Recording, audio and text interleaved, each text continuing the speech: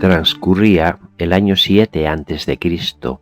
El no tener hijos para un judío era una pesada carga, y más para Zechariah, que era un sacerdote del templo.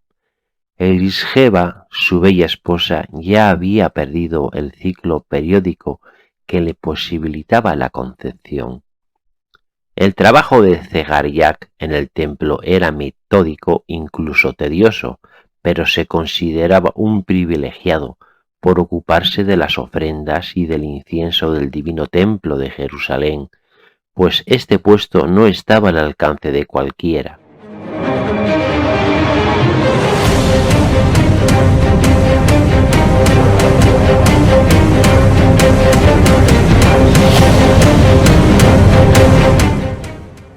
Tanto él como su esposa eran descendientes directos del propio Aarón el mandeo, que acompañó a Tutmosis desde Egipto a la tierra prometida.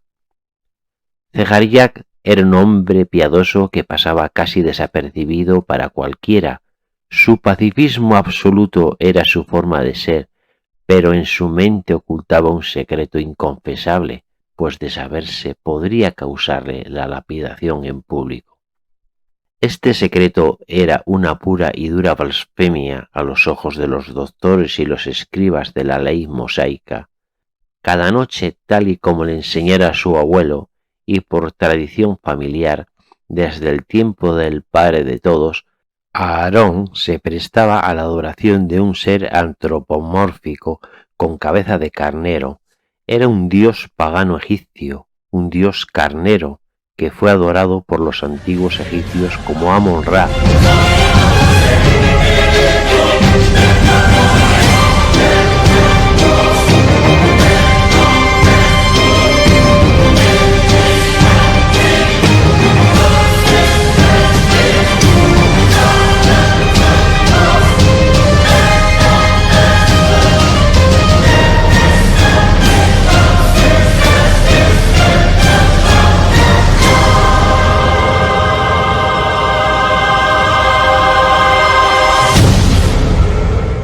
Pero en realidad sólo los orfebres mandeos conocían la forma exacta de su dios Atón. Zechariah recordaba las palabras de su abuelo, que todavía en la soledad de la noche volvía a oír en su cerebro. Mira, Zacarías, cuando nuestro divino padre Aarón salió de Egipto, portaba la tradición sagrada que el dios Atún dictó al faraón Akenatón. Nuestro Dios, el carnero, era el Señor del Verbo, el portavoz del Consejo de los 9, nuestros creadores. Fue en el Sinaí donde Tutmosis traicionó la divina enseñanza y se entregó al Dios extranjero, Yahvé. Nuestra tribu se sometió bajo amenaza de muerte a dicha adoración, pero en nuestro corazón seguimos nuestros ritos en silencio. Cada noche debes recitar los 72 salmos para no perder la conexión con nuestros creadores.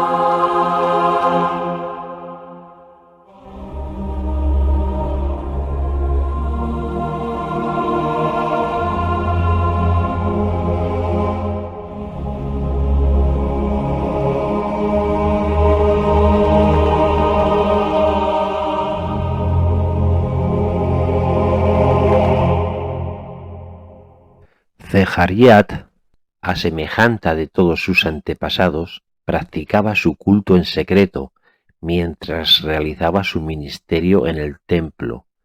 Zehariah era inteligente y no se apartaba de la tradición judía. Guardaba el Sabbat y asistía a los enfermos y a las viudas en compañía de su esposa, que le acompañaba en la práctica de la virtud ante el pueblo. Ellos eran un matrimonio ejemplar, y esa imagen externa les protegía de cualquier comentario y les permitía mantener el secreto, su propio culto. La pareja vivían en una casa familiar muy acogedora en Hebrón, que estaba a unos 25 kilómetros del templo de Jerusalén. El trayecto en carro era lento y pesado, por lo que se alojaban en la casa de un familiar durante 3 semanas y retomaban a Hebrón la semana que libraba del servicio sacerdotal. Un día, hacia el mediodía, cuando el sol brillaba en lo alto, ocurrió algo insólito, que ninguno de los dos comprendía y que jamás habían visto. La luz del astrosol se fue apagando hasta hacerse de noche. El pavor les invadió y Elisheba, asustada, preguntó a su esposo: ¿Qué está pasando, Zehariah? No sé, querida, no es tiempo de eclipses. No será el propio Hasatán que quiera hacernos daño. No lo creo. Pero, ¿por qué quería hacernos daño? No hemos cometido falta alguna. Pasados unos segundos, del disco opaco solar emergió un segundo disco. Poco a poco la luz salió de nuevo y el pequeño escudo ardiente se fue aproximando a tierra. Era enorme y brillaba como el sol. Esta es la mirada de Dios. ¿Cómo lo sabes? ¿No ves cómo brilla, mujer? ¿Cómo va a ser la morada del mal? El escudo ardiente era redondo y parecía girar sobre sí mismo suavemente. Algo llamó la atención de la pareja. En la medida que se acercaba, se iba definiendo en su panza un extraño signo, una H, con una línea vertical en el centro. Curiosamente, este signo era exactamente igual a algunos dibujos sagrados que su abuelo le había confiado. Hacemos aquí un pequeño paréntesis para decir que el 1 de junio del año 1967, numerosos testigos que se hallaban en la zona de San José de Banderas, Madrid, España, vieron un objeto discoidal con un extraño símbolo en su panza. Este símbolo era una H con una línea vertical en el centro.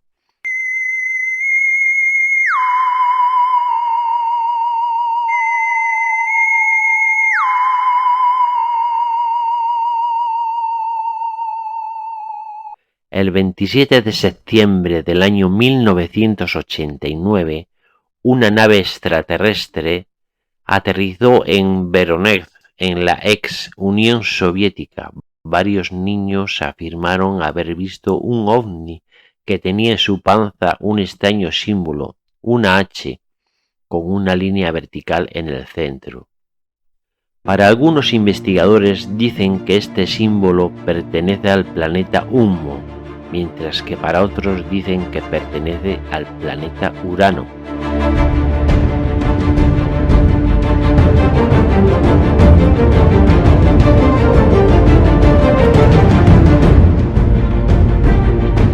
¿No les resulta curioso que la nave que apareció en Madrid, así como la del Voronezh, tuvieran el mismo símbolo en su panza a la que vio Zehariah?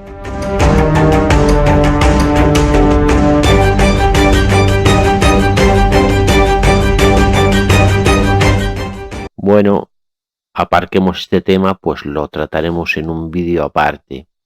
Según el abuelo de Zehariah, aquel símbolo era similar al que identificaba una tribu celeste que servía al Consejo de los Nueve. El escudo ardiente estuvo sobre la casa hasta la hora nona, cuando las sombras de la noche lo oscurecieron. aquel extraño objeto llameante no volvió a aparecer y el matrimonio no hacían más que preguntarse el por qué sucedió ese extraño fenómeno. La pareja eran seres temerosos de Dios y pensaban que algo estaba por suceder, aunque no lo entendían. Para Elisheba el sexo le resultaba una molestia y era muy difícil que reclamara a su esposo tener relaciones sexuales, ya que debido a su avanzada edad había perdido casi en su totalidad el deseo sexual. Algo extraño le estaba ocurriendo esa noche. Su cuerpo comenzó a acolarse y a sentir un inmenso deseo de abrazar a su esposo y sin mediar ninguna palabra, impulsada por el deseo, se abalanzó sobre él para consumar la unión carnal. Zecharyah, sorprendido, guardó silencio, no dijo nada, pero no comprendía el comportamiento de su esposa, ya que hacía años que no se daba esta situación. En todo caso, él todavía conservaba el vigor y las ganas necesarias, pero se contenía ante la apatía de Elisheba. Esa misma noche Elisheba tuvo un extraño sueño. Soñó que un caballo blanco radiante, con alas extendidas, venía volando desde el espacio y se alojaba en su vientre.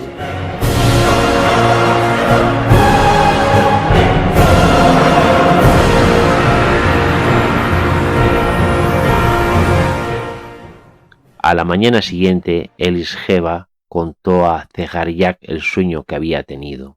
Zecharyah, he tenido un extraño sueño anoche. Mujer, estás muy rara desde ayer. ¿No será que ese escudo ardiente que vimos te ha embrujado? Pues bendita sea la brujería, pues te he amado con pasión y he soñado con alegría. Zecharyah no quiso comentar nada. Algo estaba sucediendo que no terminaba de entender. Recordando a su abuelo, que para él fue el ser más sabio que conociera en su vida, nunca le había hablado de escudos llameantes ni del símbolo que aparecía en su panza, que era similar a los dibujados por su abuelo y que hablaba de los mensajeros celestes. Al día siguiente, Zecharyah y su esposa se dirigieron al templo de Jerusalén. Como cada día, Zecharyah extendió los lienzos sagrados, encendió los candelabros y las escudillas de incienso. Todo estaba preparado para que los fieles entrasen a presentar sus ofrendas. Zecharyah salió al patio y, alzando los ojos al cielo, vio el mismo escudo ardiente que vio el otro día. Con certeza se decía sin parar a sí mismo: es el mismo escudo, es el mismo escudo, y ahora está parado en lo alto, sobre mi cabeza. Sin duda los fieles que estaban en el recinto externo del templo lo estarían observando también, pero nadie parecía reparar en ello.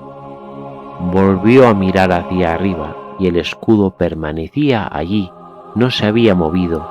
De repente el pánico se apoderó de él, quedándose petrificado al ver cómo el escudo descendía y de la panza del mismo salía un pasillo de luz que iluminaba todo el patio interior del templo. Al instante un ser luminoso, alto, con cabellos rubios, se deslizó por el pasillo de luz y se presentó ante él, diciéndole: Zecharyah, no te asustes, no trates de razonar, ni pienses que has perdido la razón. No podrías entenderlo. Quiero decirte que tu esposa ha concebido un hijo. Él es uno de nosotros que ha de revestirse de carne para mostraros el camino de la sabiduría. Él será conocido como el más grande de los hombres nacido de una madre. Su nombre será Joan, y guiará a los hombres en la senda de la ley del Uno. La ley que Atún trajo a los hombres en el tiempo de Egipto. Él será el verbo de Atún hecho carne. No deberá comer nada impuro y deberás educarlo en la tradición sagrada del pueblo mandeo.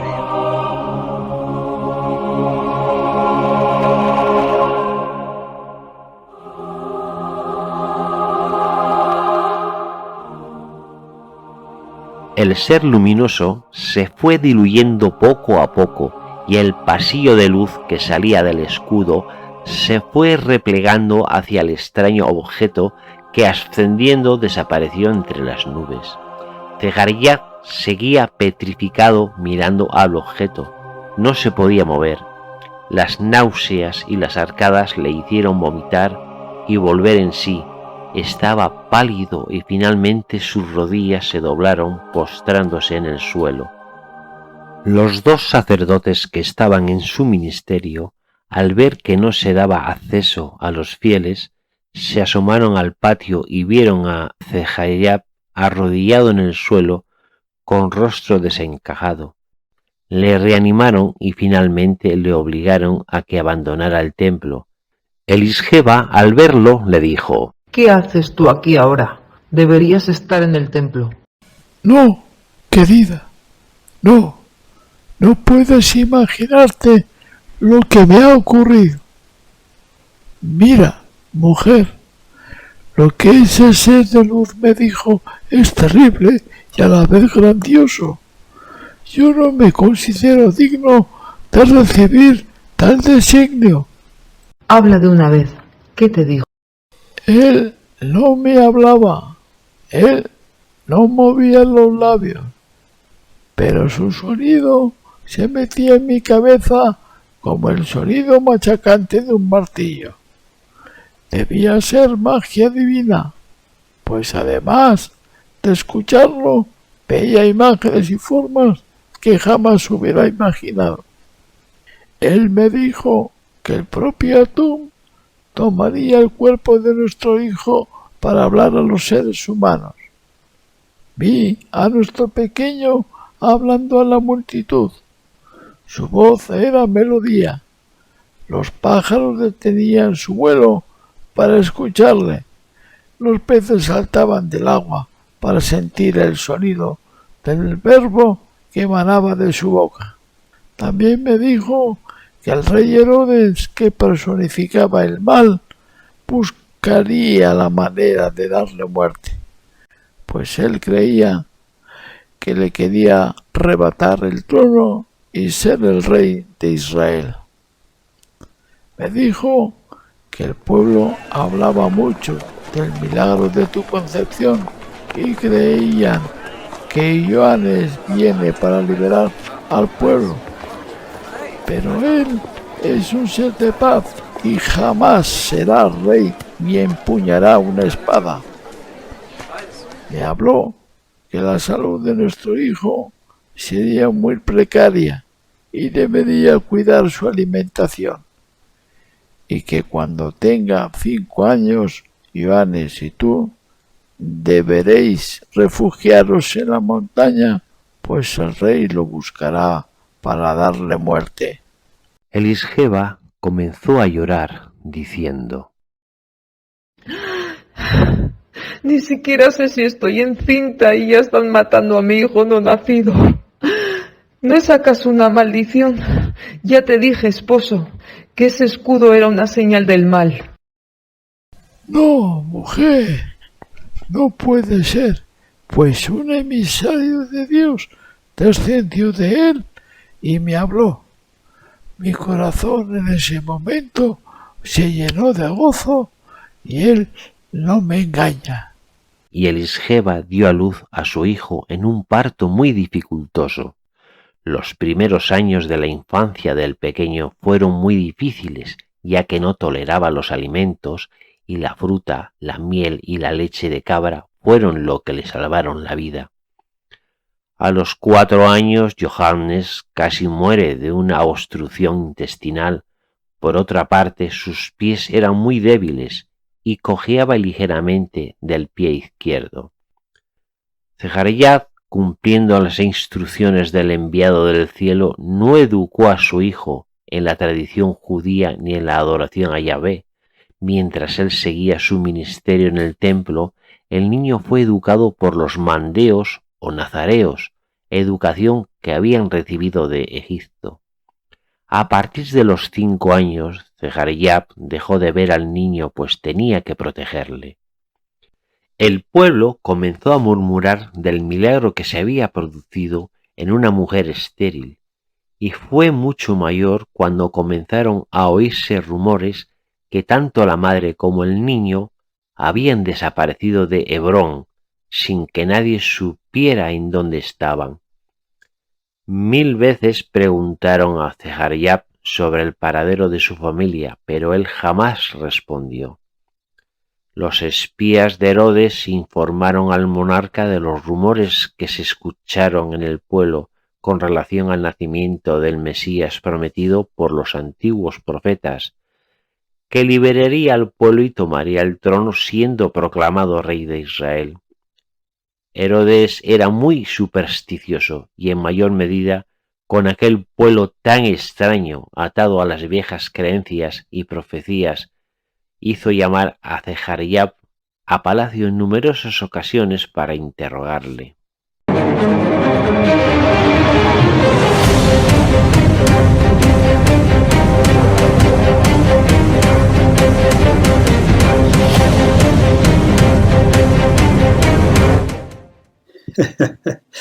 Y dime, buen sacerdote, ¿es acaso tu hijo el nuevo Mesías que ocupará mi trono?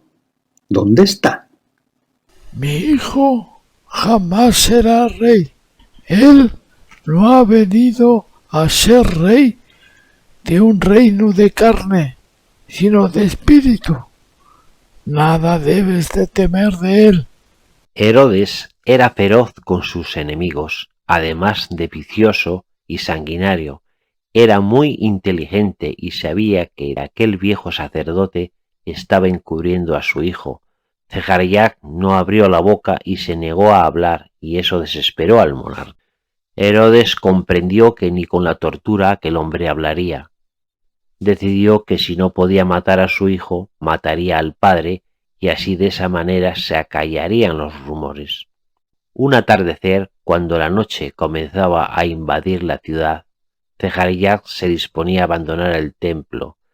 3 esbirros encapuchados penetraron en el atrio central del templo y dieron muerte al sacerdote. Su sangre impregnó el tabernáculo de la alianza y el pueblo entró en pánico, pues Herodes no toleraba los comentarios de aquel pueblo indomable.